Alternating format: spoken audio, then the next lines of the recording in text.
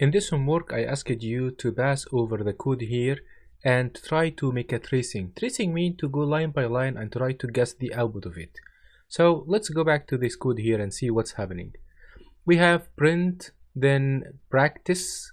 So the word practice will be printed. There is no space here printed.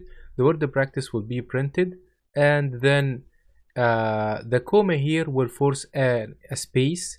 Then there is an extra space here after the mix perfect, so we have couple of spaces here. Then mix perfect. Then once we ended that, when we are going to a new line. After that, we have the statement children must be taught. Then \n will force a new line, so we jump to the new line here.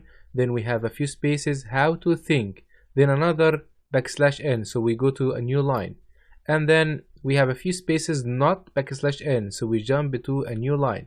Then we have a few spaces, then what to think, so we write it here. In the second statement here, we have a double quote here and double quote here, and then we have here a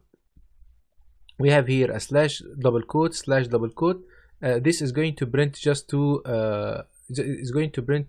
double quotes here.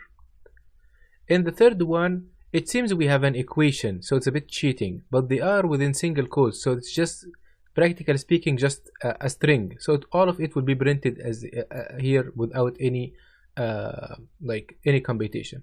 But here it is actually a string computation. If you try to compute it, it's going to be 12 the answer. However, observe that it must be 12.0, not just a 12, because this division will be float division. So overall, the float value should be printed too. That's all.